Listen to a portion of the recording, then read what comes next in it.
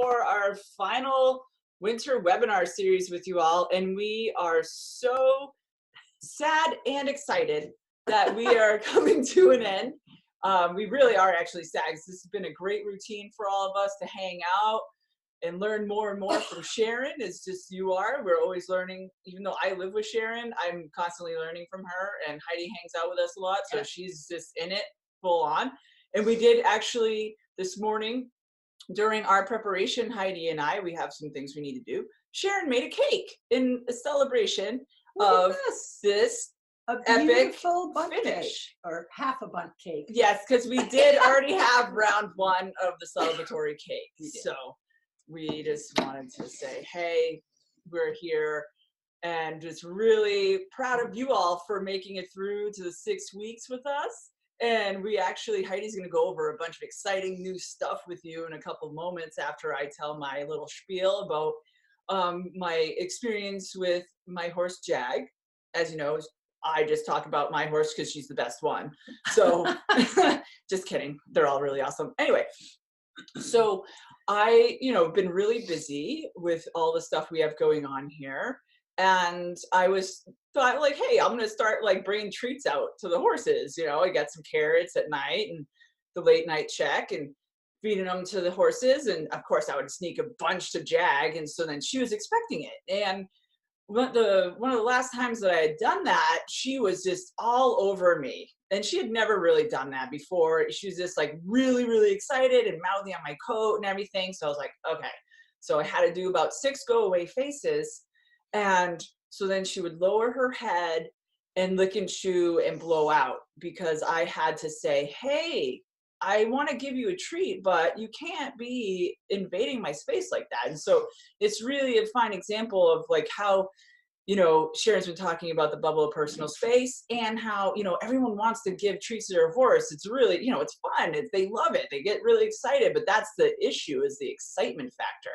Like if you don't know how to say like, hey, that's enough without like being offensive, then, then it's just becomes a kind of a problem. So, it's just being mindful and watching what they're up to and this, just saying, hey, it's totally fine. Jag was not offended. That was like, hey, hold your space. And then I fed the treat to her long and low and she was fine. So, but they get into the routine. And so they're just expecting it, they just think you're the food, let's go. So anyway, that was just my little share for today. And Heidi's going to go over a bunch of stuff with you. And then Sharon's going to come and deliver. I hope you have your pencils ready because she's bringing it tonight, folks. It is wow. So take it away, Heidi. It's a wow, but I will get the study guides off to you hopefully tomorrow. So you don't have to worry about writing too many notes. Based on what Laura's story is, though, I just want to share an email I got this afternoon from one of our 1 o'clock viewers from Germany, I think. Can't remember exactly what country it came from. But she was talking about, does it ruin our conversation if I give treats? And I think she does tricks and treats and things like that, which I mix it up with Riley as well.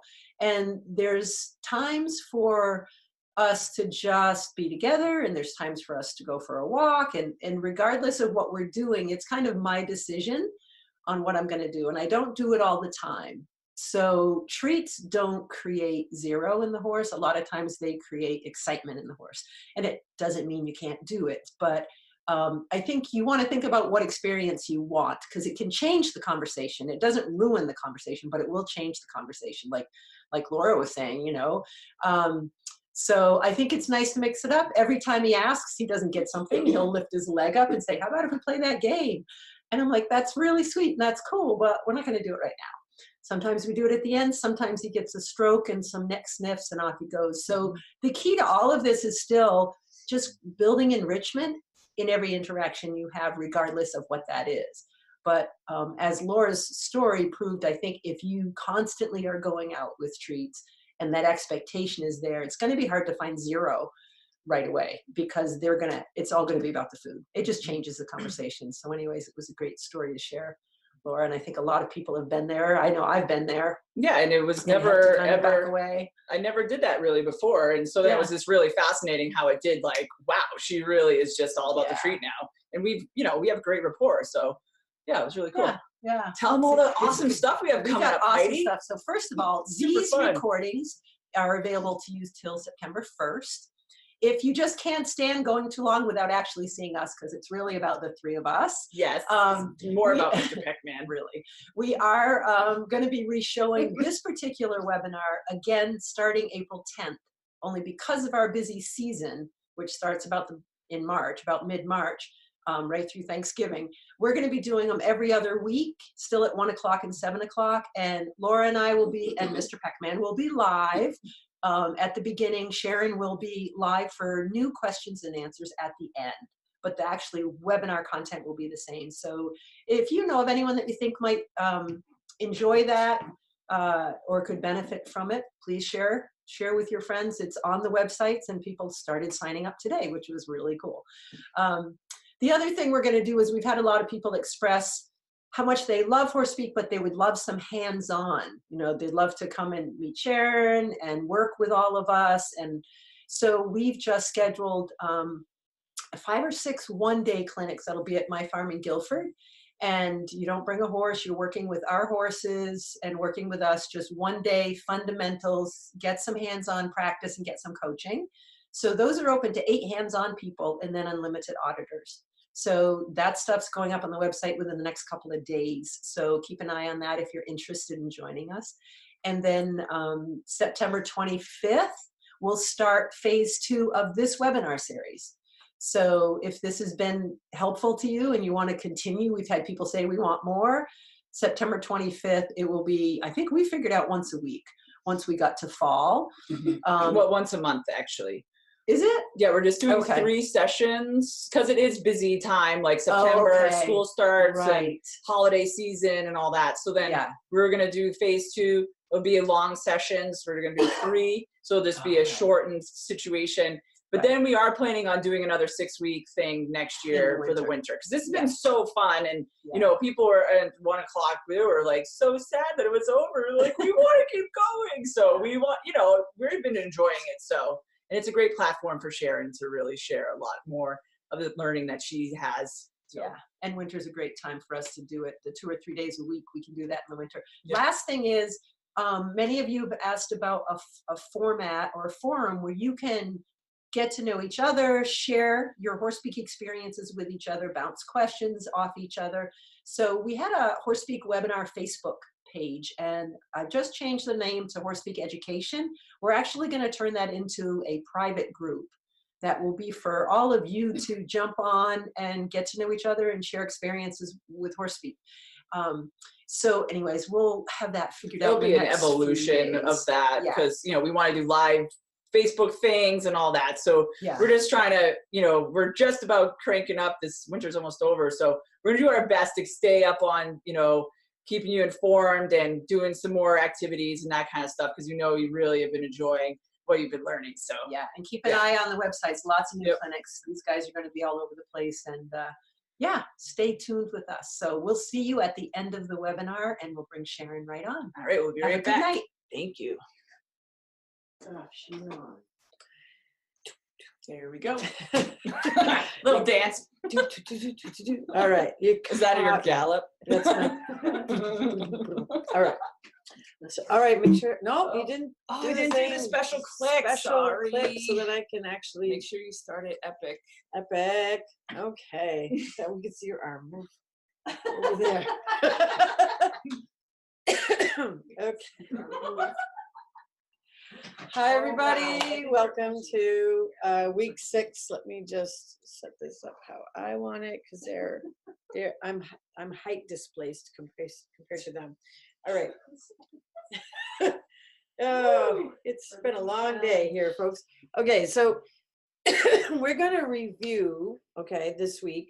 I'm going to go over most of the prime fundamentals that we've been talking about.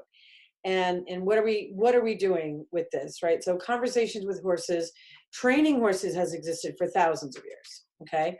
I believe that many people are now seeking something deeper. Learning how to communicate with horses in their language instead of expecting them to understand ours is what HorseSpeak is all about, all right? And then I've had people asking me, Well, Sharon, which training method should I use? So there are many training methods. Some are old and some are new. Horses don't really care what kind of job you want them to do as long as they are physically, mentally, and emotionally up for it. That's their criteria. If they're up for it, they didn't wake up this morning and say, I want to chase cows, or I can't wait to jump that fence. Occasionally, there's some horses that are natural at those things, but for the most part, if they like hanging out with you, they're going to go do whatever activities it is that you like. Training has traditionally worked to overcome a horse's fears and resistance through repetition and desensitization. That's old. That's as old as the hills. That has always been the way to do it. There's nothing wrong with that. But the gap shows up whenever and wherever horses need more than a set of instructions. All right. There are many recent trainers and methods who are trying to bridge that gap. And after you understand horse speak, you may still find some of that work useful, or you may find you can apply some of the old training methods with new awareness. So that's all I'm really saying here. I'm not going to pitch any one particular style over another style, because in my experience working with people from all walks of life and every kind of breed, from Shires to minis and everything in between, is that it's kindness. So a person can do a method and do it in a way that's not kind, and a person can do the same method in a way that's very kind. So it's really about, what are you bringing to the table, more than what are the sticks and tricks and whips and ropes and things that you're familiar working with. And if you're really familiar with a particular system, then the answer for you is to say, well, you don't have to throw out the baby with the bathwater, but can you now revision what you're doing, and within that system, pay attention to what the horse is communicating back to you directly, so that instead of just, again, training is about creating systems of behavior that you're looking for, getting rid of behaviors that you're not looking for. In this mission statement for this course, okay, this course was designed to outline the basic platform of equine communication. Equines use their entire body to communicate. If we shut down or control their movements without understanding what those movements say, then we're cutting off the conversation. It's that simple. Personally, I want people to have safer, healthier relationships with their equines. My goal is to help establish a new baseline of understanding. What you choose to do with that is ultimately up to you. My personal experience has been that understanding horses better can only help us in our quest for a richer and more fulfilling connection. And that is what this is all about, okay? So if you feel like, I'm getting so much out of plain old horse speak that I feel like I can meet my goals and my needs just doing this, great. If you feel like, no, I really like this other thing that I've learned to do, I just want to layer this on top of it, perfect. It's up to you. It's up to you and your horse. But my goal is that you are enough. Okay, that's my goal, is for you to become empowered. And how do we begin the journey? But by being zero. So if you show up and your mind is a chatter and your heart's racing, then you're not there. So really, you have to show up and bring yourself to the table in order to see what the horse can bring to the table as well. Okay. And I remembered this just recently. I learned this thing. It's a short meditation for heart-centered awareness.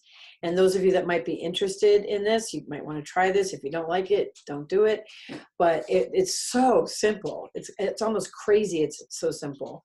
But basically, you just bring your hand, either one hand or two hands, to your heart and count to 60. That's it. You can set a timer, or my brain is really busy, so I like to go 1, 2, 3. I like to count to 60. But just by doing that, what happens in your biorhythms is that you've drawn attention to your heart, and it starts to displace all of that stress coming down from your head. So your head is thinking. Your heart is catching up to all those thoughts, going, flutter, flutter, flutter, flutter, because it's reacting to whatever's going on in your head. So when you change that and you bring the attention to your heart instead, your head calms down and matches your heart biorhythm. And it's just a wonderful way to sort of tune in and relax and get into a different rhythm. The other thing I had taught was putting your fingertips together, because that also does a certain centered focus thing. So be my guest, go learn a mindfulness technique, or go learn how to meditate, or go see a Zen master or something if you really need help with your zero.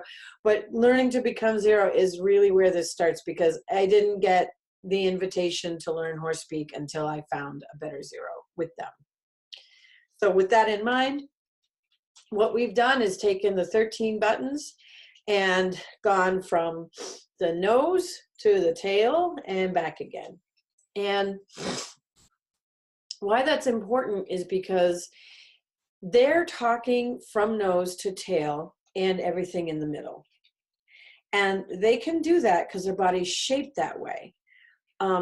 For us to manage it, we have to physically move down the body because of our shape. So one of the reasons that it's dawned on me as I've been teaching this, that I have to really insert the hold hand a lot.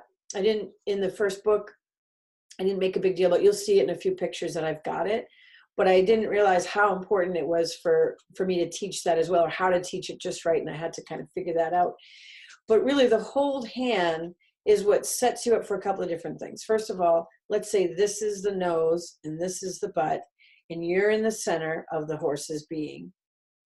And so that sets you up to become longer. Now, if I change my focus and look here, I brought my focus to the nose. If I change my focus and look here, I brought my focus to the butt. If I change my focus and look here, I'm in the center of the horse. So now I can change my core to match that, right? And so just by developing my hands in that position, I have done that aspect of lengthening my own presence, okay? The next thing is that when you practice with your hold hands, you're activating your peripheral vision. And when you activate your peripheries, you become aware of the horse nose to tail. Otherwise, we have a tendency to go, look at that dirt spot right there.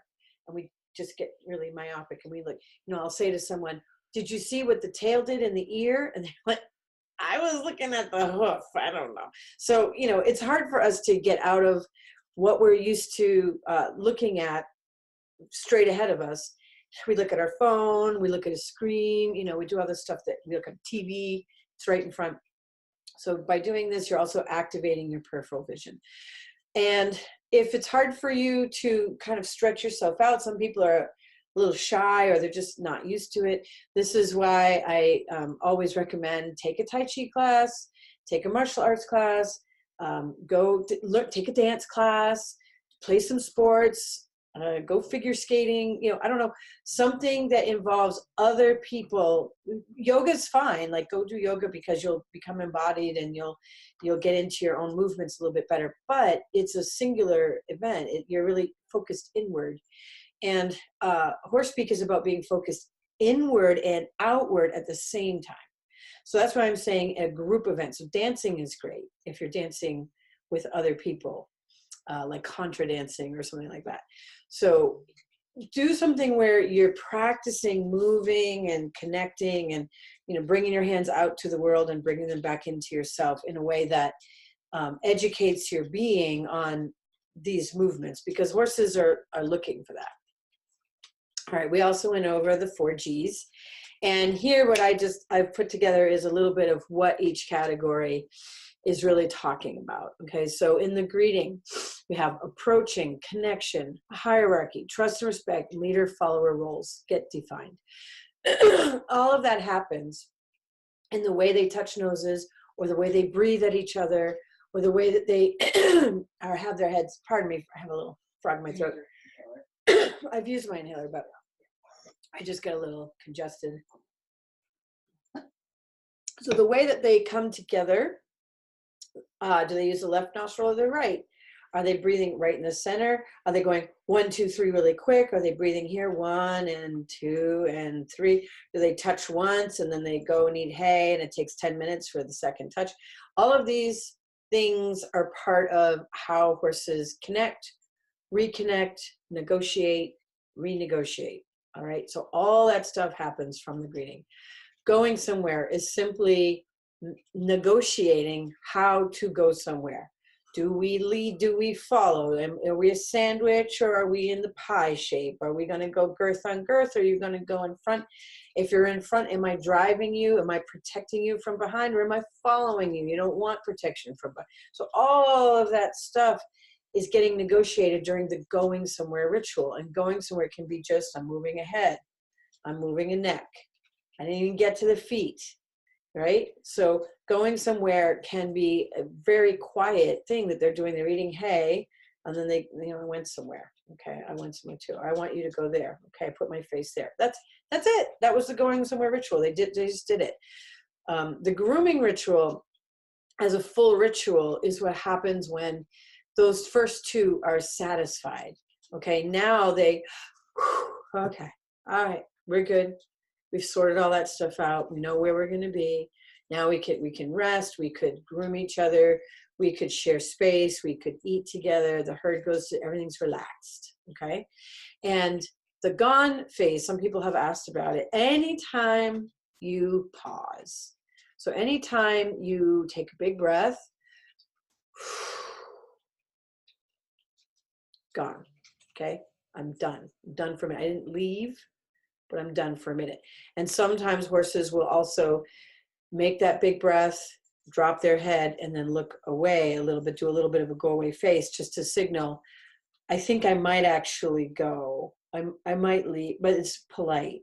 Okay, so go away face is used for many, many situations.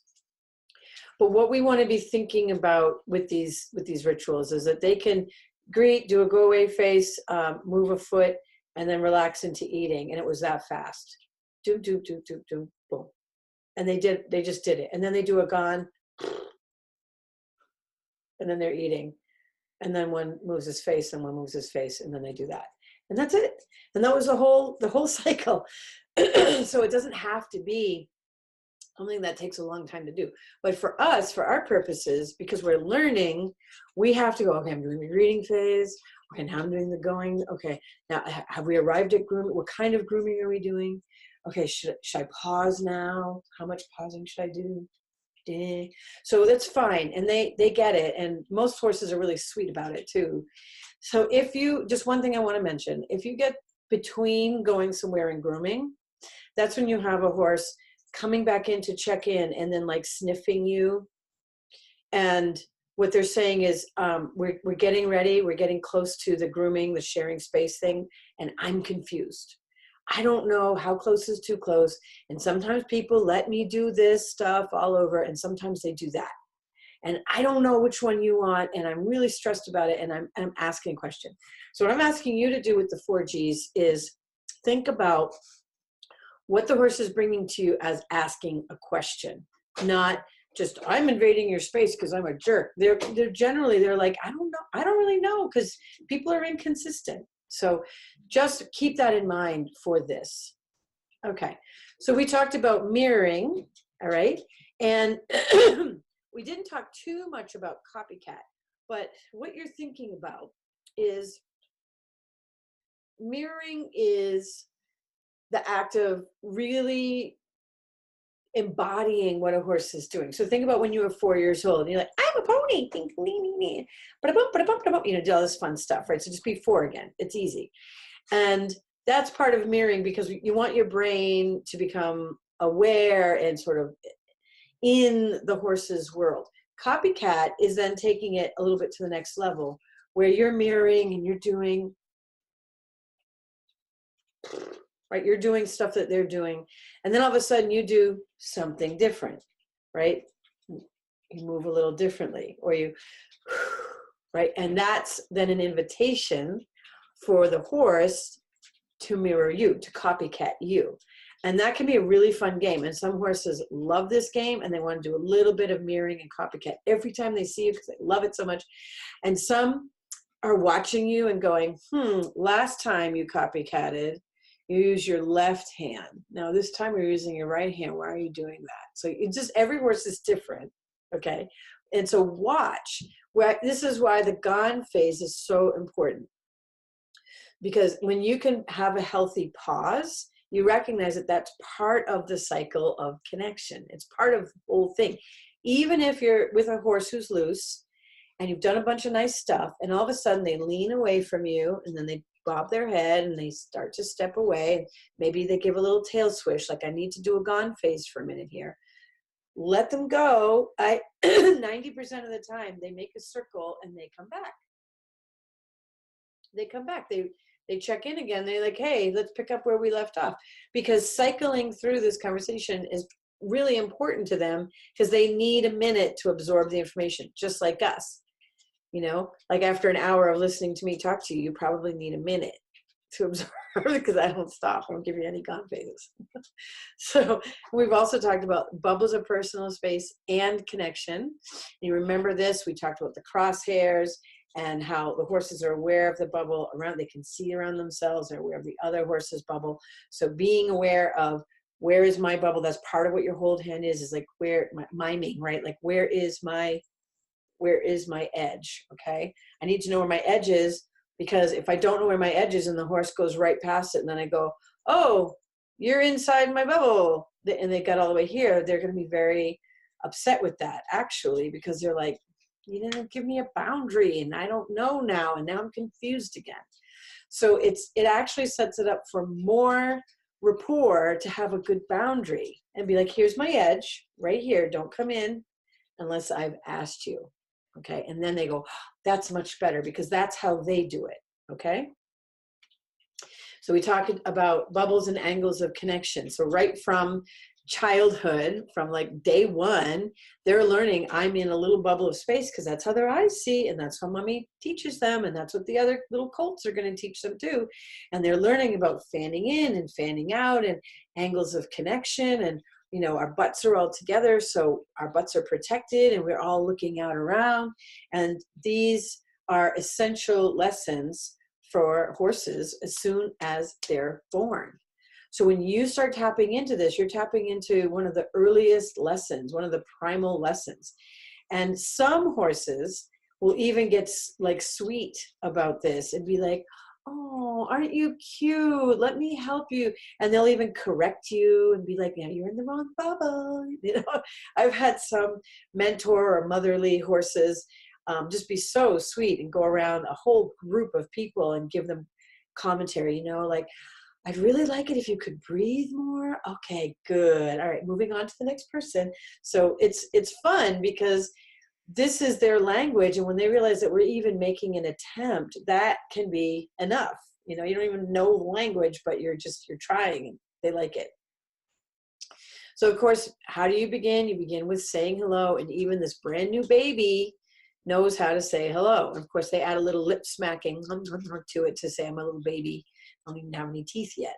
But they're learning how to do this greeting from day one. This is deep stuff. So if you're struggling with it, you're having a hard time with it, you got to know inside yourself, this was the horse's first lesson. So if the horse has lost it for some reason, stress or trauma or whatever, you know, you've got to believe that inside him somewhere, he knows how to do this. And I'm the one who has to go figure out how to present it in a way that for a difficult horse that is going to help them. And also some horses love to do it. They want to do it all the time. And some, nah, we did it. I'm good with you. They just assume breathe from a distance. Some have been like twitched or have had mouth trauma, have had tooth surgery, you know, any reason why their mouth is really sensitive and they maybe just don't want to touch your knuckle. So then you just just breathe towards them, aim your knuckle at them, and that's going to be plenty for them. And that's okay. Go away face and shucks. Go away face, by now, you know, is part of negotiating that bubble of personal space. So they're saying, I respect your space and we can connect again. And I respect your space and we can connect again. And so if a horse is doing a nice go away face at me, I'll do a little go away face at them. I don't turn my eyes off a horse. So I don't have a long neck. So it doesn't make sense for me to do this. And then, because I can't see out the corner of my eye like they can. So if a horse does that to me, I'm just going to acknowledge it and come back to the center. Now, if they turn their face really far away after they've done a couple of these, and there's an extension of the neck and they leave it for a moment, I consider that to be a draw. That's a beckoning you to come in. They're saying, you can come closer. Come on in. Come on. You can come right here to my shoulder. When they do a shucks, it's a comment on lowering the intensity. All right. Now, they could comment for any number of reasons. They're approaching you and they drop their head. They're saying, lower the intensity. Are they saying, you need to lower it, human, because you're a little intense? Or are they saying, you look worried. Am I too intense? Let me lower it. If they put their nose to the floor and they turn it slightly away from you, they're saying lower the intensity, and maybe I'd like to go over there where this is stressing me out, or maybe you're stressing me out a little bit. If they lower their nose and turn it towards your boot, they're saying, gee, can you move your feet out of the way a little bit? Your feet are in a funny place, your body's in a funny place. I'm asking you very politely with the lowest intensity that I can you move over a little bit? Or they might be saying, can we move? So if they touch your boot and then move forward, hey, see this foot? I want to go forward. Can we go together? So there's 101 ways that they could use this. They can also compliment with it. So if you were like, oh, I need to go to 0, and you went to your 0 and they drop their head, they're going, yeah, good, you got it. Or if they're looking at you and they're really, really stressed and they drop their head really quick and pick it up again, they're like, help me, I can't quite let it go. So there's 101 reasons to pay attention to it, but what you need to do is pay attention to it. And this is a really good thing to practice mirroring. Blow away the boogeyman. Oh, and the thing I wanted to say about both of those, go away face and aw shucks, it can be initiated by either you or the horse. All right, all of these things can, but those two things specifically, that's one way to get out of thinking I'm doing it to the horse and realize that we're doing this together. So blow away boogeyman. I'm sorry, my quail is snoring. This is really cute. He's like, woo. Blow away the boogeyman is so important because it's you taking over the sentry position, okay? So you need to say, I'm on it with that boogeyman, and the first way to do it is just go like that, and then that nom, nom, nom, nom, is like, we're fine, we're cool.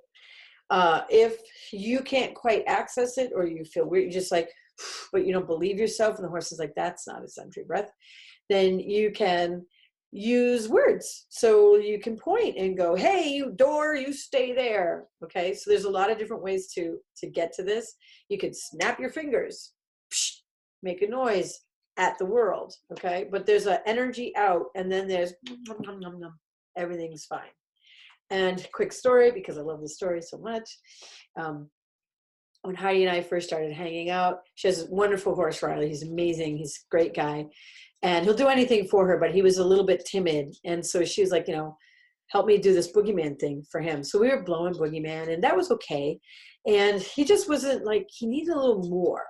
So I said, okay, so get up on the mounting block, and before you get on, just point at the woods and go, bears, because your body language is going to really get strong, because your brain is going to believe you if you're pointing and shouting bears.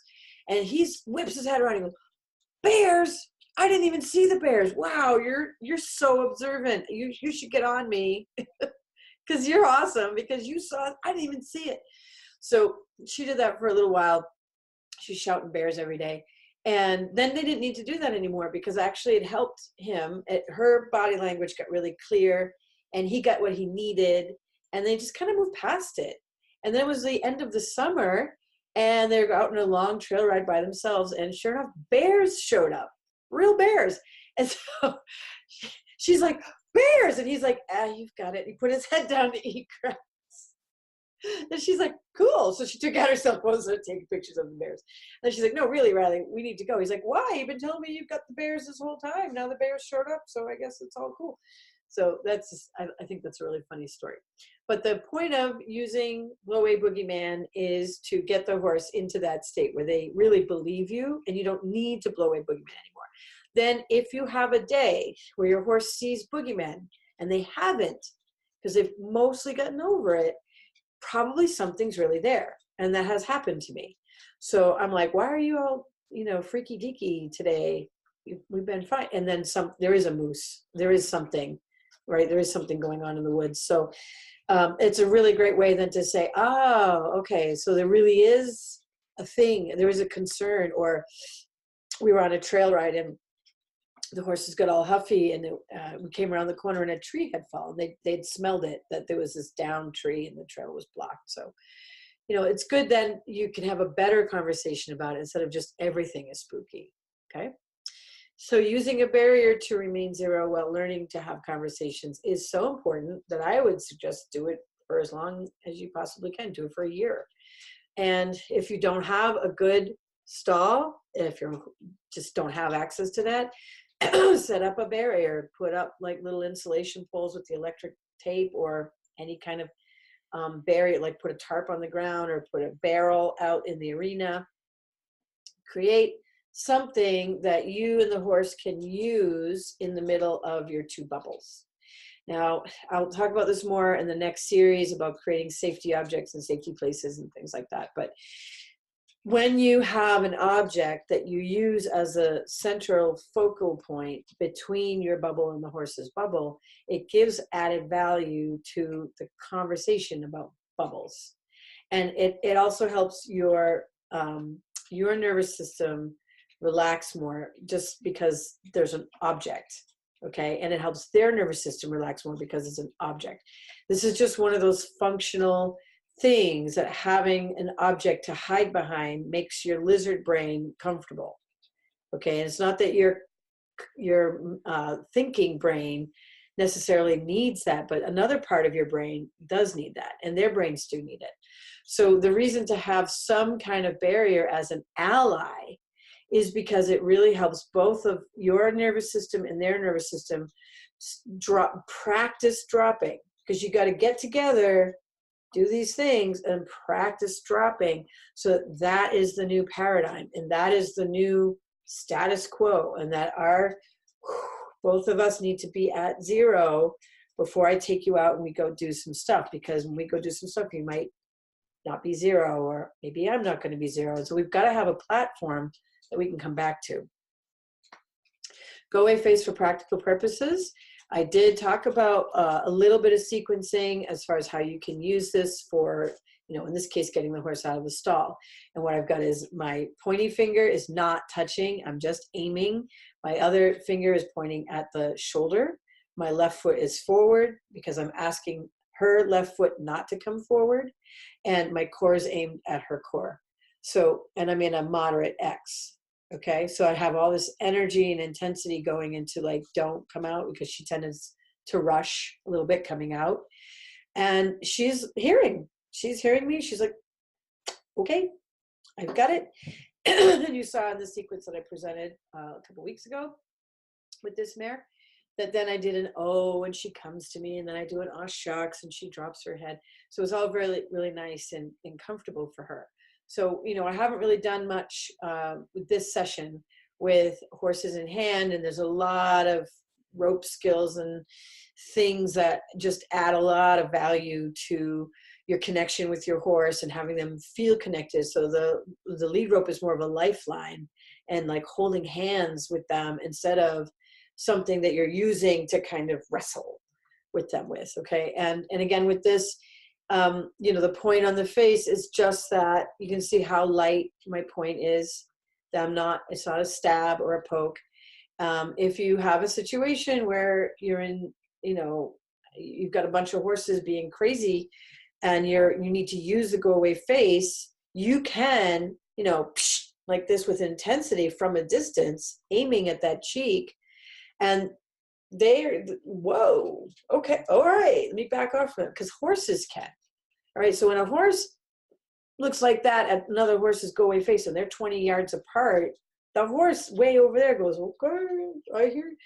So they are able to negotiate their space and what other horses are doing. The mentors and the leaders and mothers, they're able to be like, hey, yeah, no, from quite a distance. And it's just that one presented look. But if you've started with too much energy from the beginning, then what happens is they start to feel defensive when you're doing that. You don't want that. You don't want a defensive, cowering go away face. You just want them to go, oh, go away face.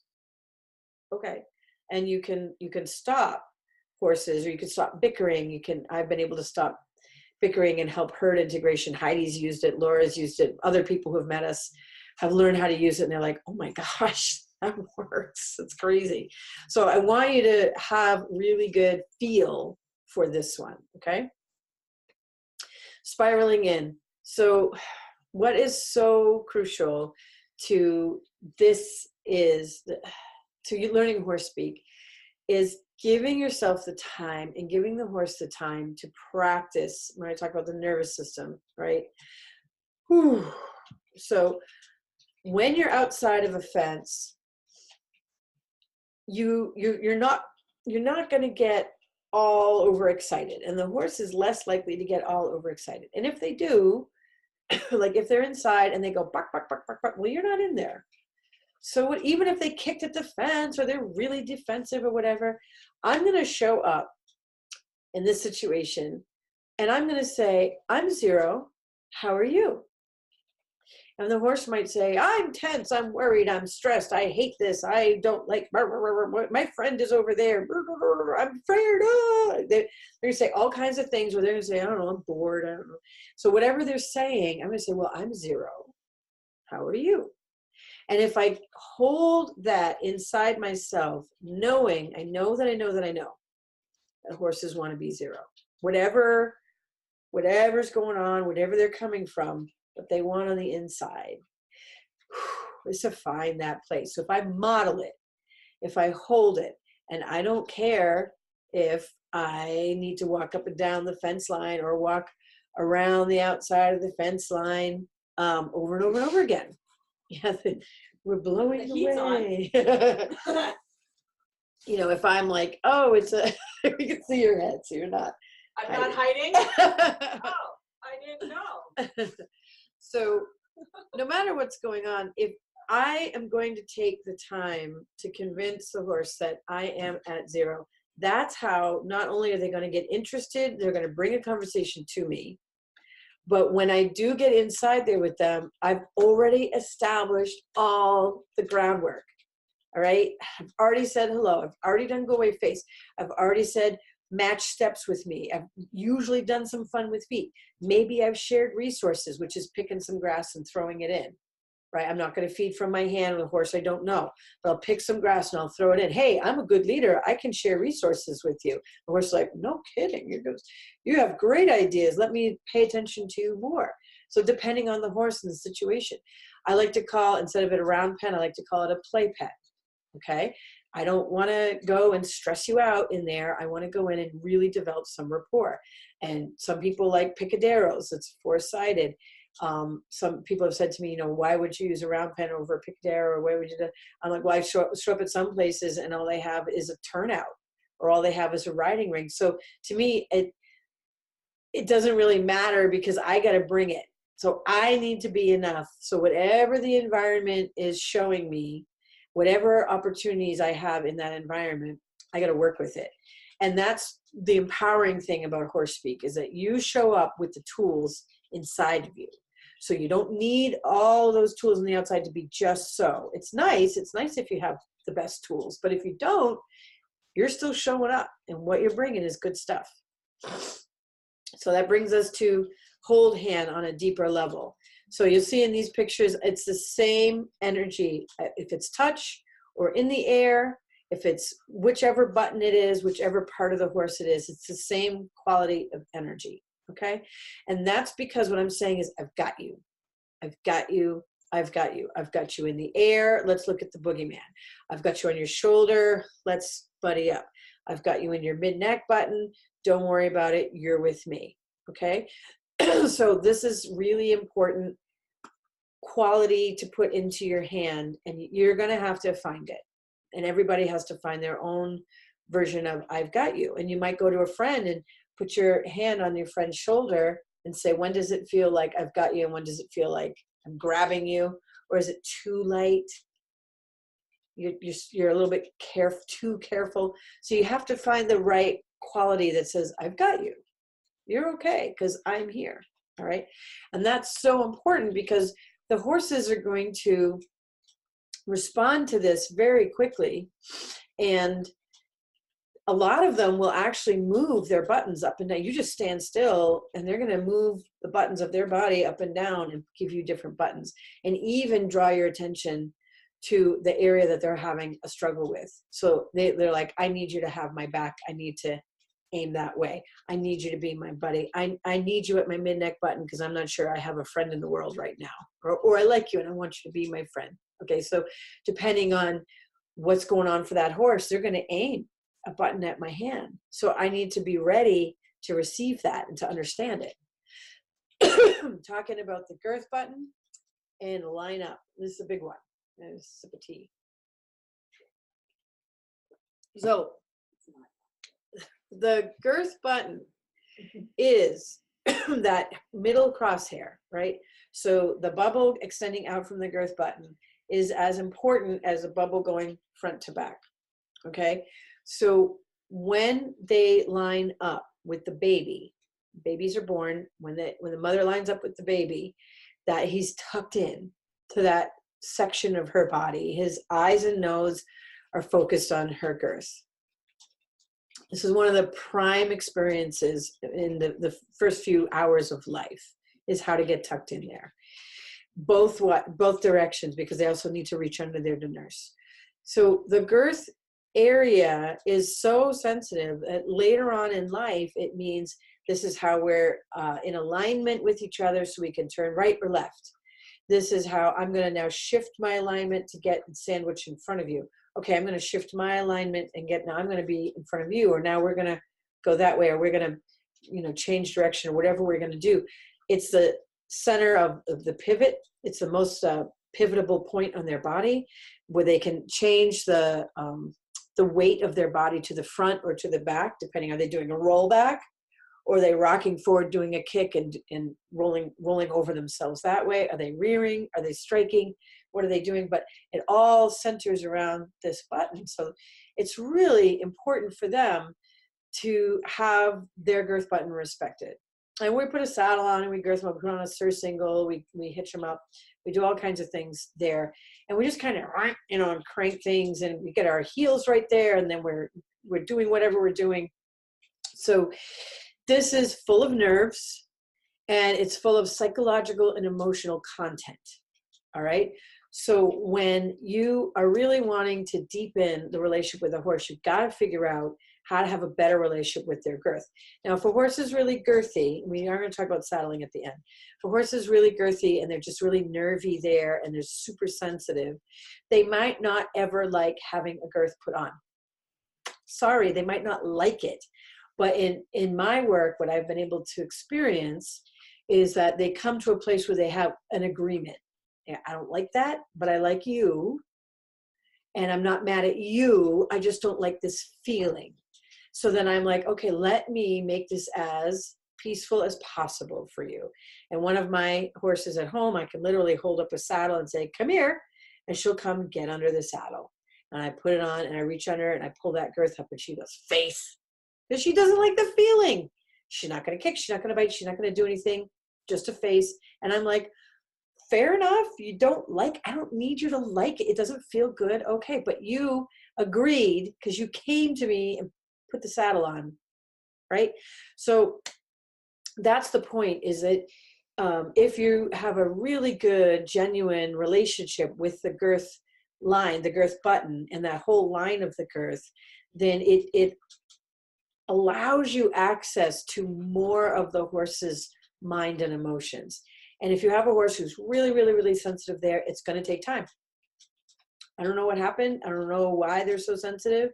You know, you might look into different, the horse's past, or do they have a skin sensitivity? There's all kinds of things that can go on. But if you take the time with that spot and you say, I just want to be, I don't care if this takes a month. Let me hold it out here. I'll be 10 feet away and I'll just put my hand there and I'll breathe. And I'll groom so gently there, la, la, la, la, la. So whatever it takes to get into that spot and say, hey, I'm your friend here. I mean you no harm. You may not like putting on a surcingle or a girth or whatever, but I'm asking you to tolerate it. And all of the horses I've worked with this way will come to a place where they either let it go completely, or they're like, I don't like it, but I will tolerate it. And I maybe I'll make a face, but I won't do anything. So it's really important button. Okay, butting up at the shoulder, also very important place for releasing tension, okay? If you can remember, you've done your greeting, you've done your go away face, you've done a little bit of movement, whatever, go stand at the buddy up and do nothing. Go to your gone phase, okay? Pause. This is both, it can be a grooming if you're rocking the baby, or you're grooming, you're scratching a little bit, or you're doing a little vagus nerve, okay? Or it can be just a gone where you just stand there and zone out, give yourself a moment. And this is a great stress relief for both you and the horse, because we like to feel connected to them and they like to feel connected to us. And that's what the signal is. The signal says, I want to be your buddy, okay? And it's a great way to get them out of whatever might have been stressing them. So we talked about expressions, and everybody got that link to was it Karen McComb, right? And there's also a PBS special coming out that she was in. I think looks really interesting. And the thing I really want you to think about with all of the stuff we talked about with facial expressions is that this is the beckoning expression, and this is the one you want to be looking for. So here's a nice low O. The neck and the head are low, the ears are a little bit floppy, the nose is soft, the eyes are soft and blinking. Everything about the horse's presence, you know, they're also exposing the friendly button, which is right on their forehead. So there's a sort of exposure there. So everything about the horse's presence is like, hi. And what you want to be able to do is also provide a beckoning expression for your horse. And it's great. You need to know how to do this, because if you show up and you're, you know, what does that mean? Am I tense? Am I stressed? Am I tired? I'm not breathing. My face isn't angry, but it's not doing anything. Okay. Or maybe because I'm thinking, text message I just got was terrible. All right. So that is not the expression that your horse needs to see. And they are looking for expression. They literally are looking for expression. All right. That's one of the biggest clues that they're trying to look for. And the challenge with people is that if you're thinking about something, your expression might be reflecting what you're thinking about, not what's actually happening in the moment with the horse. All right. So if you're practicing putting O into your face, then right, you gotta get a little bit droopy, and your eyes need to blink. Take a couple of yards. Oh, is that good to do, you guys, late at night? That's great. So you really want to be practicing this stuff, because the more that you can have some command over what does my face look like, the more this is the face the horse is going to show you as well. All right. So then we talked about X and O posture. So X posture is up, alert, going into hypervigilance for whatever reason. Okay. O posture is letting it go, de-stressing, and I want you to look at the height of the shoulder, and the horse is in X and the horse is in O. The horses in O have rounded them forward. The horses in X have lifted them up. Look at the base of the neck right here. Okay, the horses in X have lifted them. The horses in O have dropped them. Look at the point of the chest. In X, they're expressing it, my core forward, and O, they're dropping it. Okay, in X, I want you to look at the legs, they're sort of tight and high, and O, they're relaxed and droopy, they're even cocking a hip, okay? So these are a lot of little features. Look at the tail in X, more expression in O, okay? So all those features, along with the eyes are soft, the mouth is soft, the nose is soft, the ears are relaxed, okay? The neck is releasing, so they're in rest and repair. These are really important postures to watch for in your horse. If your horse is going into X, you want to ask them to come back into O. You really want to have good connection to your horse's O, and you want to have good connection to asking them to go to O. You also want to know which level of X you're in. Are you an X person? Or are you an O person? If you're an O person, then they're going to come in a lot, okay? Because they feel welcome. They feel like they can.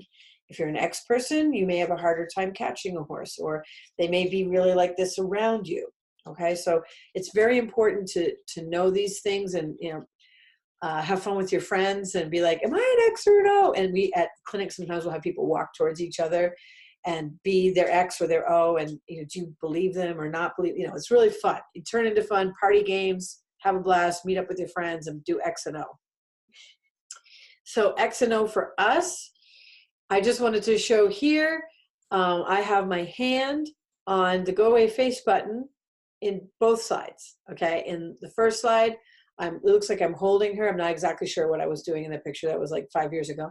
But I'm either asking her to hold or I'm preparing to ask her to move, and I have my hand on the go away face button, but I'm in my X, and so is she. And the next, I have my hand on the go away face button, but I'm in an O, and we're doing an embrace because I'm coming over the follow me button. Okay, so same button, two different meanings.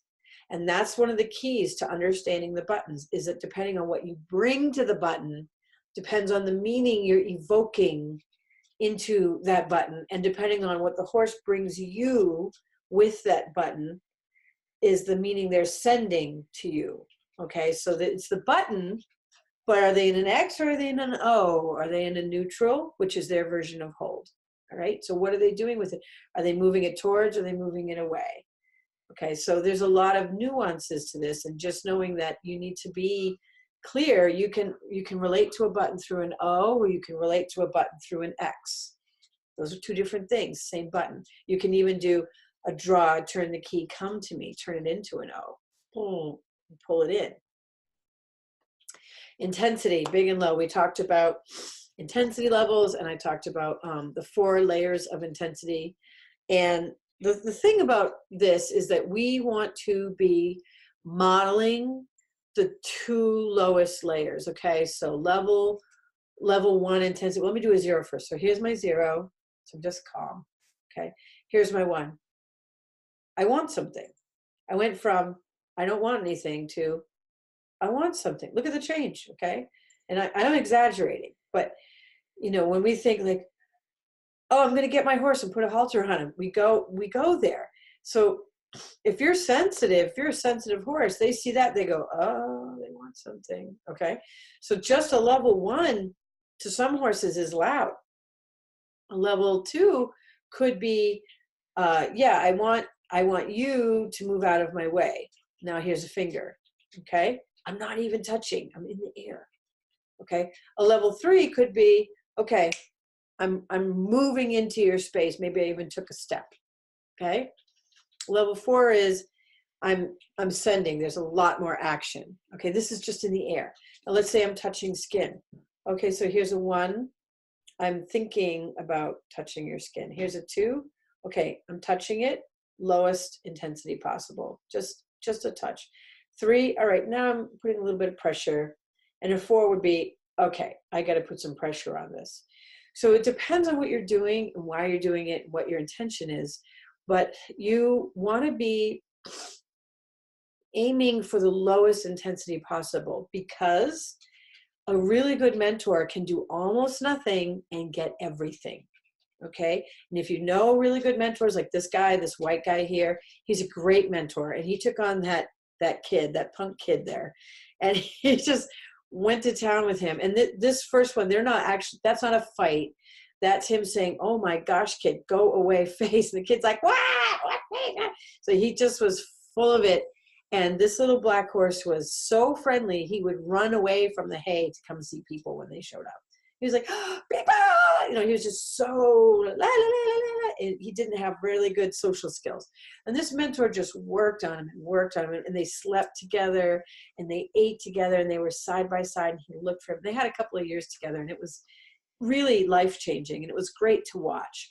So the challenge with the highest level of intensity is that a horse can do it to a horse perfectly. They can perfectly execute this. And when it's done, it's done. When they hit the gone phase, so greeting, going somewhere, gone. And they're done, right? And when it's time to groom, it's time to groom. And they know where they're at and they know what they're doing and they know how they're doing it. The challenge with us is if we go to that level of intensity, okay, it's hard for us to come back to our zero. That's why it's hard. And you can learn, you can train yourself how to do this, but your heart rate's going to go up. Your eyes might open. You might, you know, mentally you might think, oh, I'm in danger. This is bad. I'm angry. I'm frustrated. I'm scared, whatever. And there's your zero. So the reason why I say have a barrier, all of the stuff that I'm teaching is because I don't want you to have to look like the white horse in the first picture. I want you to look like the white horse in the second two pictures. Okay, the second two pictures, he's like, oh my gosh, this kid is coming right under my neck, right into my space, right against my core and eating my hay. He's got his foot on the hay mat. And the next one, he's like, go away, face kid. Okay, and the kid's like, eh. And he did finally teach that horse how to eat politely with him. All right, but he had gotten to a place where he's like, I'm going to keep this low. The intensity needs to stay low. And all those big roughhousing antics were reserved for moments of play and just pure play.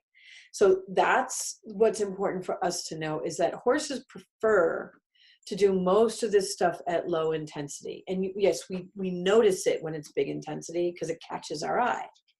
But all the rest of the time, why we thought for thousands of years that they're just standing around eating hay, you know, not doing anything, is because it doesn't catch our eye. It doesn't look like much. So that's what's so exciting. There's so much going on when it doesn't look like much is. But that's the power it gives us. We can get so much done by doing little things consistently, knowing what we're doing. So bringing that to other situations, using low intensity in conversations, right? So how do you use that? So in the one over here to the left, I had just met the herd. I introduced this slide a couple of weeks ago. I'm coming back out. I'd done a greeting, a go away face to every horse. And it was pretty quick because a lot of horses. And I'm just coming out and I've got my hold hand and I'm just dropping my energy. And so are they. And I just met them. Okay. So this stuff is so cool because it's so, it can be really fast.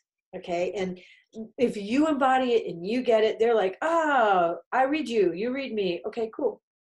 Now, in the next picture, I'm asking these two horses to move off the hay, and I am going to eventually ask them to circle back around and come to me. And this is, I call it the hay game, and I'm just coming in and saying, move off the hay, okay? And an alpha horse will say, that's my hay pile, and the other horses have to scatter. They can claim that hay pile. So I'm basically modeling that kind of energy, but what I don't want to do is stress them out. Okay, a bully horse will say, give me that hay, and that's not what I'm doing. I'm saying, move please. And of course, I have to lift a little bit of X and I have a stick because they don't want to leave the, you know, Rocky's ears are, he's like, oh, I have to leave the hay. But they're not stressed. They're moving at a walk and they're in matching steps together and they're in perfect harmony with me. They're listening and they're like, okay, I guess you want us to move off the, and this can be enriching. Okay, so if you can't do this, if you have too many horses and don't do this with multiple horses.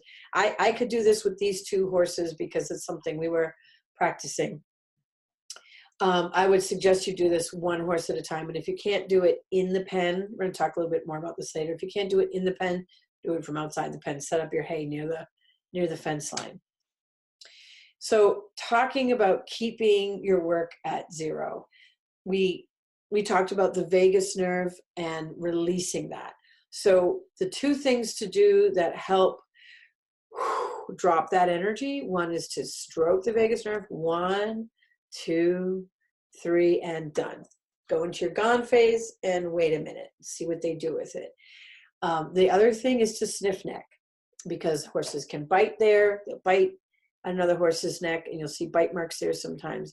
So horses that are pair bonded, sniff neck. Okay, so if you can stroke the vagus nerve, sniff the neck, you're like, hey, I want to be bonded with you. So you've got buddy up, you've got sniff your neck, you've got stroke the vagus, you've got these wonderful ways to share space, share connection, and ask that energy to stay low.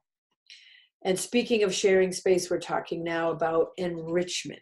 Okay, so what is enriching to a horse? Feeling like we're having quality time in our gone phase. Okay, that's picture number 1. We both got a hip cocked. I've got my hand on the hip. We're in our gone phase. We're just pausing, having a nice day, breathing, looking the same direction, sharing space. Okay. In the top picture, I'm in a field with this horse and I'm watching her graze, and I'm watching her. I'm not thinking about what I'm going to have for dinner. What do I do next? I'm watching what she's eating. And for any of you who've ever studied herbology, this is fascinating, because it's not just grass on the ground. There's herbs. There's all kinds of stuff down there. And I once was watching my mare. She had a little hoof thing going on, and she was selecting for certain levels of yarrow at a certain growth stage. And another horse one time was going through something else, and they were selecting for a lot of dandelion.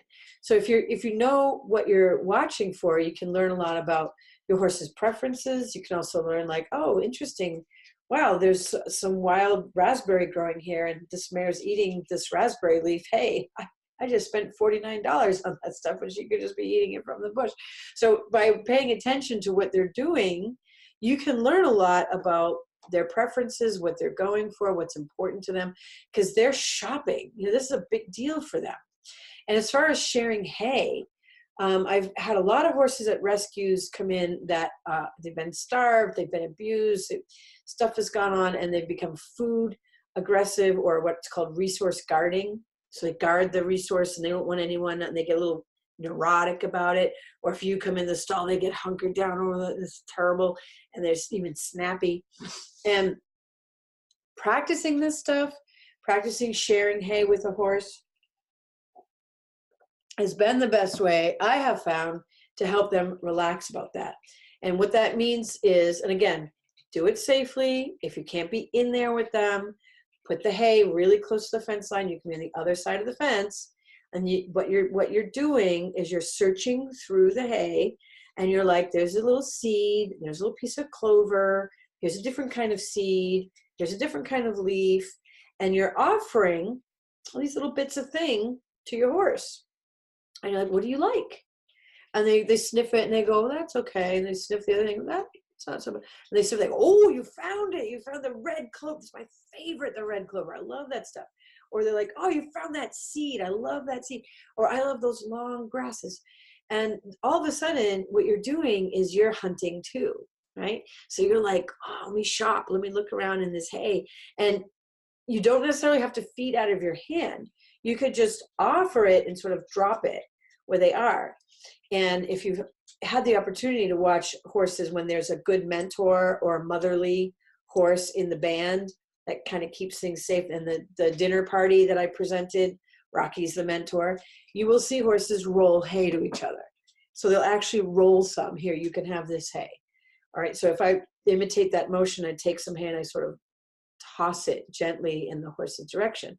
They recognize that. And I've had horses then take some hay and toss it towards me. Be like, yeah, you want to share some lunch with me? So this is very enriching. It's sweet, it's kind, and it shows them that you're interested in what they're interested in. So then talking about sort of moving into working with the buttons on a more practical level, if you are going to do something with your horse at some point, you want to be able to bend their necks both toward you and away from you. That's where you start, okay? And that's because they mean really different things, but they're really important messages. So when you're bending a horse's neck away, you see these two horses, again, that's the mentor and the punk guy there. when they're bending the necks away, they're not moving their front feet at this moment. Okay, so they're going to do a lot of bending away and practicing yielding and giving and moving and who's going to follow who and how are we going to do it without moving feet, because then when they move the feet, it's very clear. I'm moving a foot, and that has meaning and it has intention. Okay, so when that white horse moves a foot, the black horse, you moved a foot. Okay, I got to move a foot now too. So you're taking it into the next level. When they wrap around for a hug, they're entangled. All right, so if two horses are entangled and a lion shows up, they have to get detangled to get out of there. So horses really only wrap around like this when they feel very safe with each other.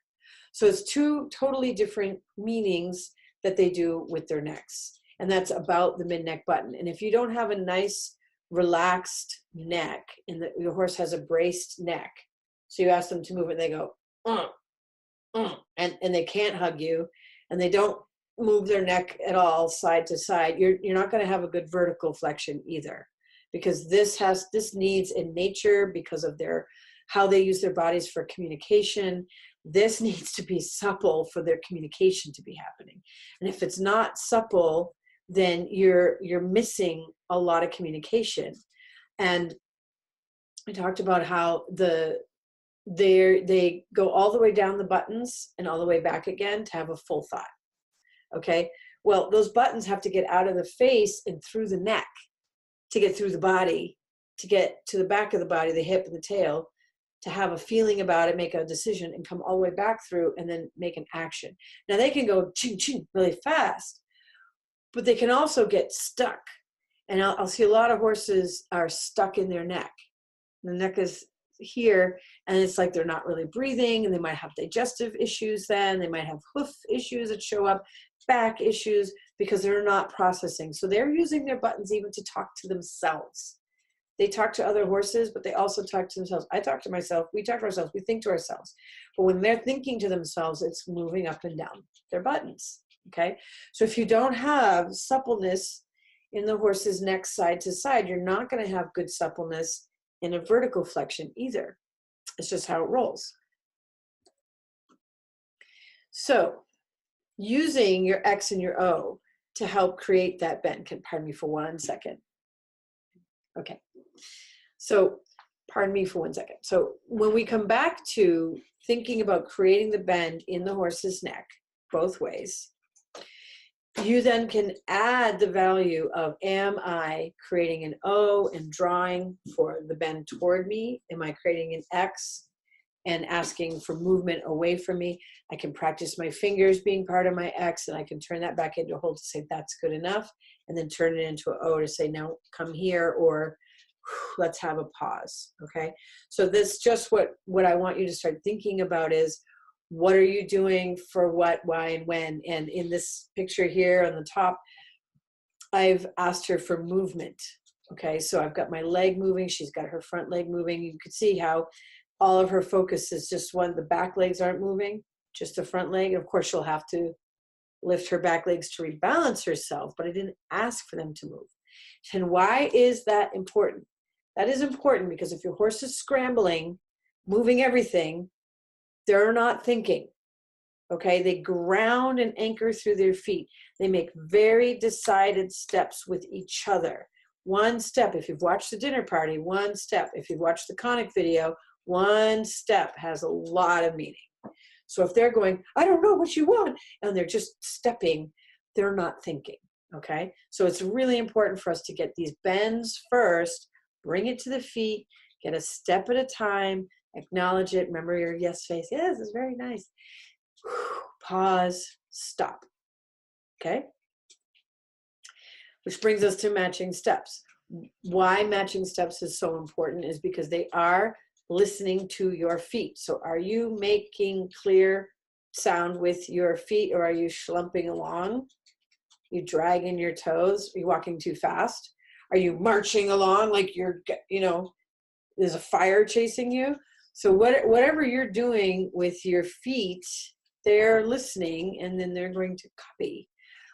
If you want your horse to be more anchored, if they're a high-headed, the tense horse, walking them out of the barn every day is a struggle, then make louder, slower steps. Okay. If you are practicing being in tune with your horse, doing mirroring, then you copy their speed. You're doing a copycat, then you slow the speed down, or you change something, lift a knee really high, walk over some ground poles, go in and out of some cones. You practice your bend and your step toward and away, and the quality of your feet. When you stop your feet, you stop your feet. Don't do this. Stopping, sort of stopping. I kind of stopped. Okay, that makes them crazy. And when you stop your feet, you need to drop your breath. So my feet, walking, stopping. And if you get good at it, your breath and your feet should just time themselves. Okay, and it doesn't have to end up being a big thing. You have to think, I have to breathe, stop. Remember, breathe and stop my feet. Eventually, your body just does it, and it's really easy. But when you're first starting, you may have to be like, I have to breathe, but your feet kept going. Or you may be like, I stopped my feet, but I held my breath. So it's really important to put these together. Practice, practice, practice. Okay. X, O, core, and matching steps. Whoa, it all starts to happen. So I'm in my X, I'm aiming my core behind my knuckle in the first picture. I've got my steps matching. We're bending away, but I'm saying stay connected to my knuckle. In the other one, I'm drawing an O. Bring your focus back to me. We're matching steps. I'm asking to arc around me. Bring it toward. Okay, these are all the parts coming together. So you need to become aware of your body, of your expression, of your feeling, of your breath, of your hands, of your O, of your core, of your matching steps. Do you want a little more X? Do you want a little more O? When do you want it? How do you want it? Why do you want it? It's all up to you. They're studying you, going, I am trying to figure you out. So the more you're clean and clear and simple and direct, the easier it is for them to read you. And now we're going to talk a little bit about that holding the hip, I've got your back thing. Okay. So a lot of us, if we went to riding school as kids, or if you've been a riding school instructor, I worked with kids, you're going to teach kids, don't run behind the back of the horse, and either keep your hand, if you're grooming, keep your hand on the rump and stay really close as you go around the rump, or go far away and make a nice big arc. Rump safety is really important, because if a horse kicks, you can get really hurt, right? And so I'm not saying discard that. Do not discard any of that. Be mindful of a horse's hind end. What I am saying is, I don't want a horse to be defensive against me. Okay? The hind end is the defensive end, but I don't want that defensiveness against me. So I'm going to do everything in my power to say, I've got your back. I'm back here. I'm in the back of the sandwich, and I could drive you forward, and you can get to that, but that we're not there yet. We're just at, I've got you. You can trust me. I've got you. And by doing it in the defensive zone, you're saying, I know you could feel defensive about things like that boogeyman up there. So you can blow boogeyman from the defensive zone. Okay. But I've got you. So you don't have to defend against me, because I've got you. Now, if you have a horse and you can't touch them there, then don't walk in and say, Sharon said, and just put your hand on it. Stay, barriers, right? Bubbles of personal space. Stay away from a distance. I've got you. So this bay mare down here in the left corner, I'm on there's a stadium here, and so there's seating. And so you can see in the other picture where he's climbing up and over the fence, there's this wall. So I'm actually up a little bit high, but she greets me, and then she gives me her rump, because right away she's like, do you have my back? Because I'm out here alone. Okay. So very quickly they ask each other, who's got whose back? All right. And this is an important question, and they know how to say, no kick zone. I'm back here. I've got you. Don't kick me. They also know how to say, follow my hip button. All right. So a leader will sort of swing it by their noses in their general direction, be like, follow this. And you'll see sometimes a follower might reach forward and sniff it and be like, anything else? And they'll be like, don't drive me. Right? You'll see that energy, and you'll see the other guy drop back, go, okay, I'm not driving you. Because that's a question, and they need to ask it, and they need to have it answered. If you have a horse that leads behind you, likes to be behind you, but you feel like you got, it's breathing down your neck, The only risk of having a horse behind you is if they think you want them to drive. Some horses say, will you put me back here? Do you want me to drive you forward? Is that the position you're asking me for? And two of my horses that are here actually had a real problem with that. And it was a little bit dangerous. So I did have to really go over that with them, be like, never, you're never driving me. And so I just didn't ever let them be behind me in that way for a while until they understood, okay, I'm never driving. You don't ever need me to drive you forward. Okay, got it. And once they understood, they were like, okay, they let it go. Because it's not that they wanted to be mean, it's that they were in the position and they didn't feel like a follower. They felt like I'm a driver. So I had to say, no, you're not, you're a follower. And then I just, I don't put them in that position too often because it's not a comfortable spot for them. Other horses love to be followers. So that's easy. But that can explain sometimes why people are like, oh, where should I lead a horse? Well, what kind of horse do you have? So that's part of that answer. All right, activating the hip button. In this movement, it's kind of like a tango, or salsa, or it's a dance step here. I'm pivoting around. I've got my knuckle here. She's following with her eye, and her muzzle is aiming towards my knuckle. I'm moving my core. I'm pivoting. You can see that we're in stride with each other. And when you are matching steps with the horse, going back to that other slide, you are focusing on the front end. Right? You only have two legs, so it makes more sense for you and the horse to start by focusing on the front end. And in this picture, I'm now bringing that focus to the hind end. So as I'm pivoting and turning around, I'm bringing that to the hind end. I'm just pointing at it. I'm just saying, hey, there it is. And she's just whoop, moving out of the way. This is something that babies learn on day one. Mommy puts their muzzle right there and says, turn around, little baby, and face me because we're going to go. Or turn around, get in position, time to nurse, because they're 1 hour old and they don't know. Okay, so they learn this from day one. If you're in an aisle, you're leading the horse down the aisle and you need to change direction. And as you're changing direction, you turn and you look at the hip. You just look over your shoulder at it. They go, whoop, and they move it right out of the way. So it's a great way to practice. We are in a circle. I'm on this side of the circle. She's on that side of the circle. We're circling together, and I've made it smooth and easy for her to do that. Okay? So talking about backing up, one step at a time is therapeutic. What we want is for the horse to feel they can round and lift and roll their back and roll their pelvis. So they're sort of sitting into their reverse. And that is a little bit of like a yoga or a Pilates move where they're tucking their core. In the picture where I have my hand on the bridge of her nose, you can see that her pole is arched and her nose is tucked and she's aimed towards her own core. Her core is lifting, which means her belly is going to be lifted, her back is going to be rounding, and she's basically sitting into that backwards movement. Now this is therapeutic because they hold tension in their hips.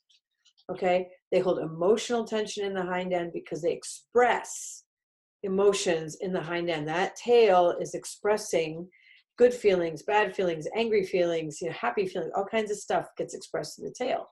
So when we ask the hips to round, we're also saying, let it go. Whatever's in there, let it go and feel good. Okay, so we're adding that. So, and let it go and ooh, feel good. I want you to feel good throughout your skeleton. And then they go, oh, well, that's nice. So I've claimed space in the front, which says, don't run me over. Okay, like don't drive me. You're not the driver. I don't need that. Don't run me over. So I've got my sandwich. Remember the sandwich? I got to tell you what I need you to be behind. I've got to tell you what I need in the front. I'm just explaining what I need from you if my front is facing you. Okay, and the picture with the black horse, I'm standing up to ask for backup because I'm just demonstrating that my fingertips and my core is enough if you know where to aim. My eyes are aiming at the hip because I'm asking the hip to engage. So she's not in the most rounded posture because that's not what I'm asking for. I'm not asking her to round, I'm just asking for a step back. Okay, so that's kind of the posture I'll use like in a stall. I'll just, just don't come forward. But if I'm asking for that to deepen and relax, I'm going to round my back too and aim my posture a little bit lower. So these are meant to be clarifying and therapeutic, and it's not for lots and lots and lots of backups for no punishment. Okay. Now later, once the horse is into it, I've had horses actually love to practice this with me, and you can do cool things. Like you can have a labyrinth and they can back into it and around a corner and like an L shape and back them into the stall. And it's not a punishment or a dominance thing. It's just, we're going to do this activity because it feels good to your body to do it. And it's good practice for you and it's good practice for me. So fun with feet is about having fun with feet. And what I like to do, it's very simple. Step out, cross over, step out, cross over. And in this, my hand was on the lead rope, and then she was shaking for a fly a little bit in that moment. So I just let it go because I don't need to hold on to her. She's just coming with me.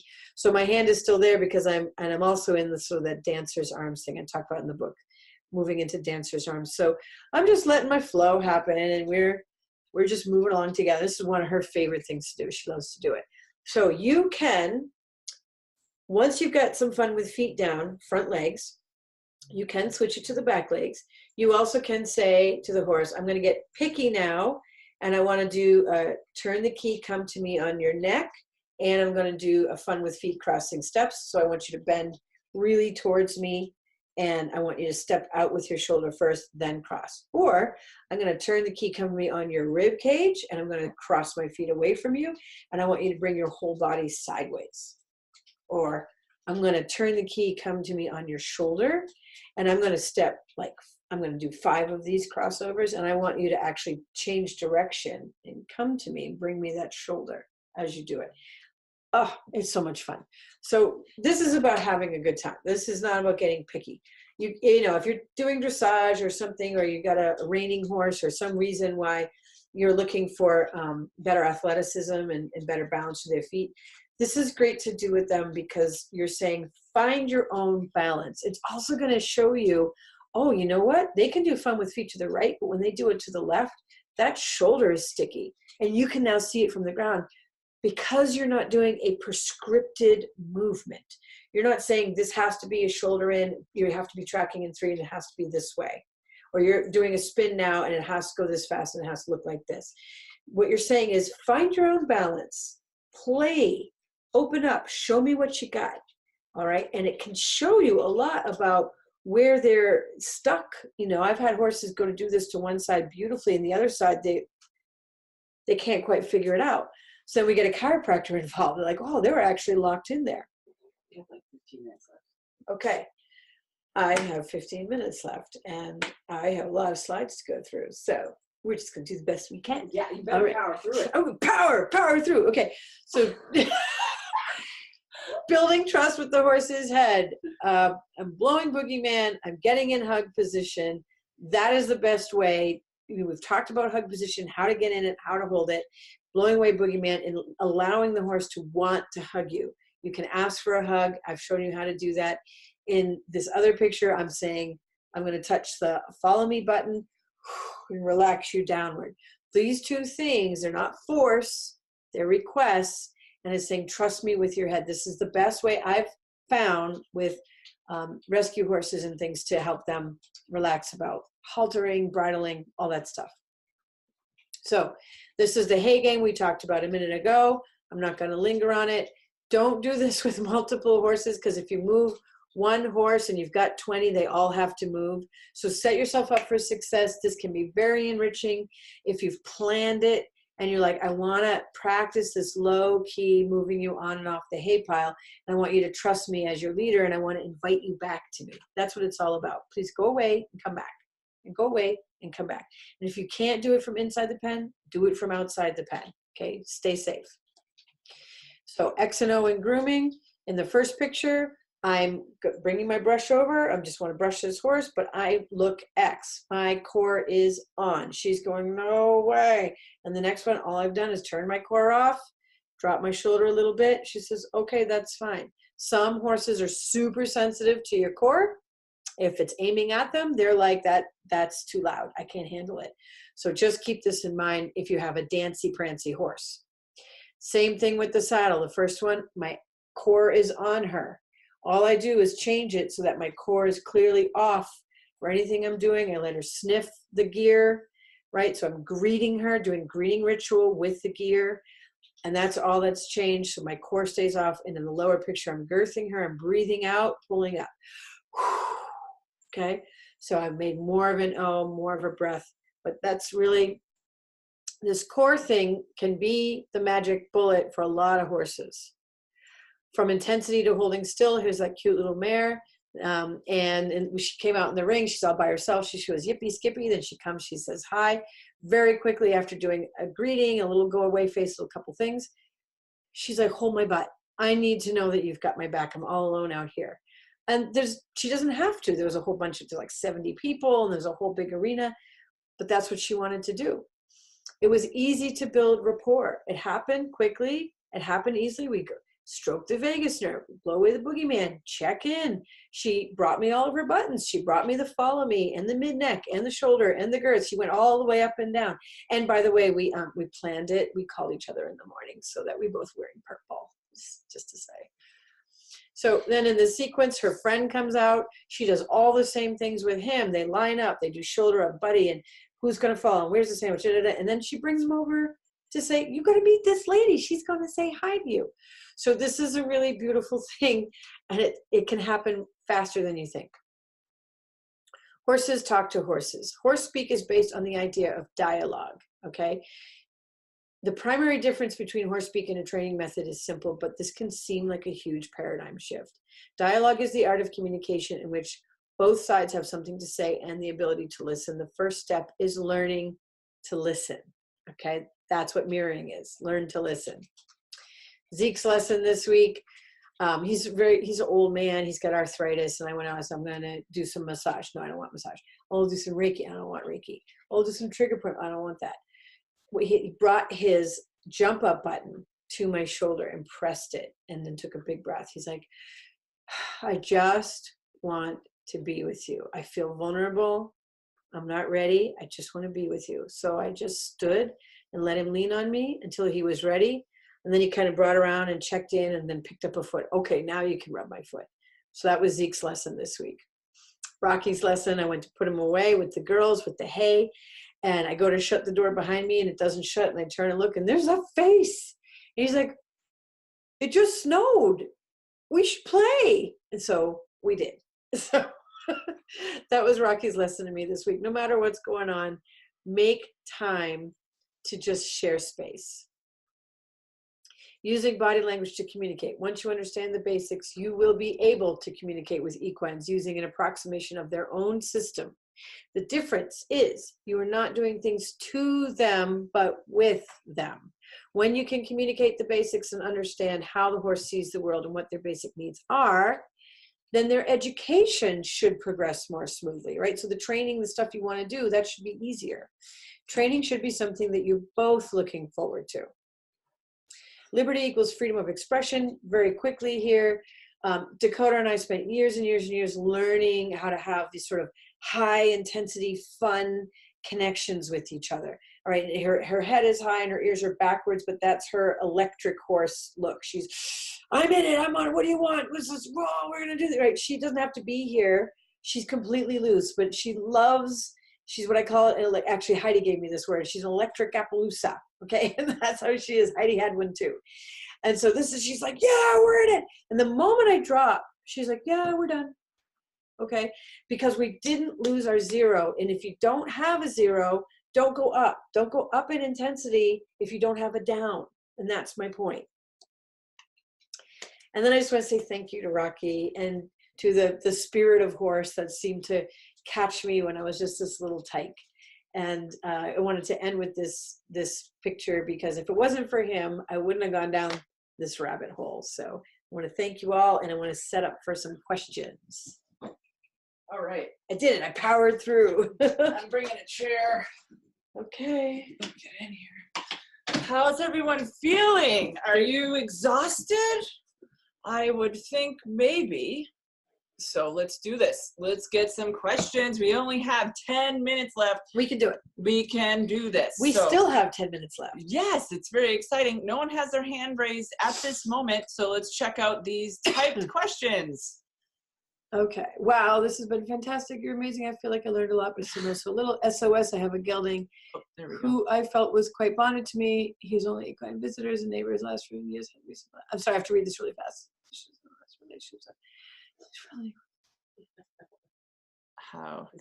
How should I let her know I don't want her to discourage my gelding from coming? Okay.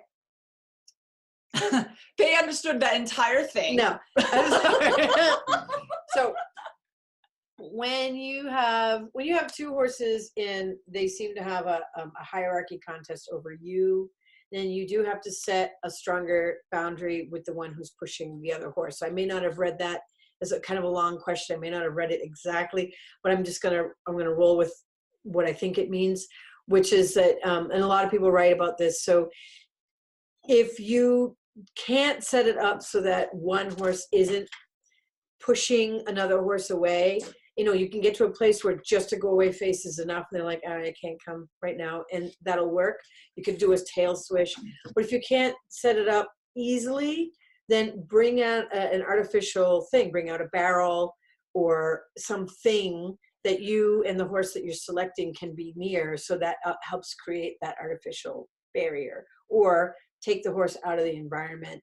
And just for now, it's tricky because that's a hard thing, and that's about them and their hierarchy. And then when you can assert yourself in their hierarchy, you can certainly get more picky about who does what, when, where, why, and how. But that means sometimes we have to also confront, like, we feel bad about doing that. We'd be like, I don't really want to make her go away. So there can be a lot of things going on for something like that. So set yourself up for success, okay? All right, we do have someone who did raise their hand. So Chris, you are unmuted, and if you unmute, looks like you can talk. I want to talk about that after too. All right, that's good. Okay, let's do it. Chris. Hi. So also, I just want to thank you again. This has been so amazing. I mean, I love it. So I actually have I was going to say two things. One is that my horse, actually, both of my horses, I just am so blessed. I have I think, pretty good relationships with them, yet this has really deepened in so many ways. But one way that was really cool last week is I realized one of my horse was showing me a button, and I got it, and I would never have known that without you guys. And so that was just one thing that was so cool. That is very cool. Because it's subtle, you would never know. Right. Right. You wouldn't have known to look for that. Yeah. Yeah. And then just one other question, and I realize you might not be able to get too into it, and maybe that's for the next class, but building on what the last person asked, I do wonder if you have things to teach us about is it possible to have our hierarchical relationships extend to the horses? So I have one horse who, they're both great horses and they used to get along, but suddenly one of my horses bit the other one, not just one bite, but a few, but didn't break a ton of skin and didn't really hurt him, but a bunch of bites, a bunch of scrapes. It was very unusual. And I wish I could do something that would explain they're not allowed to do that. Right.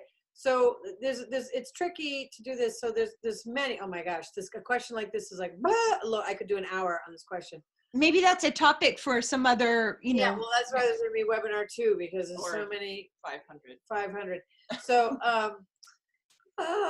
there could be a lot of reasons. If horses are getting along and all of a sudden they're not getting along, one of them might not be feeling well. And so they could be aggravated because they're not feeling well and they're taking it out on the other guy. Also, if you don't have a mentor or a peacemaker in that group, then there's no one to sort of say, hey guys, break it up. And so it's hard, there's no referee. Okay, so then you have to step in as a referee, but until you really have embodied that, it can be hard for us to do it. You can do it, And I have done it, and Heidi's done it, and Laura's done it, and other people have learned how to do it, but it is a skill you have to learn to do. And so if it's really bad and you're having a hard time, for the horse who's doing the biting, I would have that one completely vet checked, have the chiropractor, everything, because a lot of times they all of a sudden become aggravated because something's bothering them and they're taking it out on somebody else. When you have a horse who's a peacemaker, motherly, mentor, that type of horse, they sort of govern, but that isn't every horse, right? And those true mentors actually are kind of few and far between. So you can have horses that are buddied up and they're getting along, but things are going down and they don't really know what to do with it. So the easiest thing is to stand between them and be like, go away, face. Neither of you talk to either of you. You guys don't talk to each other at all while I'm here. Right. And just by modeling that enough, you can help soothe it a little bit. If you're not there, you're not there. So it can bleed over, and I have had it bleed over to where the modeling that you've provided has helped shift the herd enough that they've gone back to a better place. So it's a loaded question. There's a lot of answers to it, and people struggle sometimes because, if you brought home 2 horses that you really like, they might be 2 of the same type of horse. Right. And I've watched 2 horses that neither of them is a leader, and they just fight each other all day because you lead, no, you lead, no, you lead, no, you lead, no, you lead, no, no one's going to lead because they're both, and they're like, I like both of those personalities. Yes, you like the same personality. So there's no one to break it up. So that's tricky. Yeah. So that's a great answer, and I can get how it's so complicated. So I don't know if that's something that, occurs in some of your later seminars, but that's a great topic. Yeah, like we'll try to do problem solving, herd integration, because it's a big one, and getting a really well balanced herd can definitely be tricky, and there can still be like, a horse gets injured. So a horse can get injured, and you can have a really good mentor that says, I've got you, I've got your back. But otherwise, you can also have the opposite effect happen, where the horse say, you're sick, stay away from us because we don't want to get sick. Huh. So, because in nature, if a horse is, sick or wounded, they're going to draw attention of predators, or they're going to spread that disease. And so there can be an ostracizing energy, which doesn't seem very empathic to us, very compassionate, but in nature, that's necessary. And if you have a mentor or a really nurturing horse, they'll be like, well, you can hang out with me, Right. right. But you don't always have that. All right. Interesting. I can see how that's like so nuanced and complicated, but All right, it's we've got 2 minutes. a topic. Yeah, the gonna- screen will black out. The screen will black out. So, And there was one person who asked about their horses touching their girth button on purpose. And I wanted to say, if they're touching any button on purpose, they're just saying, I'm drawing attention to this button on myself. So they're drawing attention. There's Heidi. For lots of reasons. And sometimes when those buttons are waking up, they'll even get itchy there. I've had horses get like itchy on a button because it's like, oh, I'm waking up. And so they could be sharing it with you. They could be commenting about it. There's a lot of reasons why they'll indicate their own girth button. And what was the last? Was there another person? We just have to I think you got it. I got it. Okay. Yeah, Okay. we're good. So here we are. Sweet. We're gonna miss you guys. Yeah, this has been great. such a great way to spend Wednesdays. We got to stay as a team, and we got to introduce Mr. Peck. I'm trying. I'm gonna go. Oh my gosh, we have to let go of you all this evening because we do have just seconds left in our timer here. It does this blackout, but thank you so much for coming and visiting with us and trying out this webinar with us. We're so excited to have you all come out again in the near future. We did announce a couple webinars. We're going to try to keep doing this because it's a great way for us to get to y'all, because we can be in our office here and you all are all across the world. So it's just really cool. And we hope to see you live in person in the near future, and keep checking our websites. And we're going to do our best to get our newsletters out to you in a timely fashion, so then you know what's going on. You don't have to research. And Mr. Peckman has really found a nice little spot on Sharon's shoulder. And like I said, thank you, and hope you all have a great year, and we'll catch up with you as soon as possible. Keep the emails coming in and keep us posted. Cheers, y'all. Bye, guys. Thank you. Thank you. Bye-bye.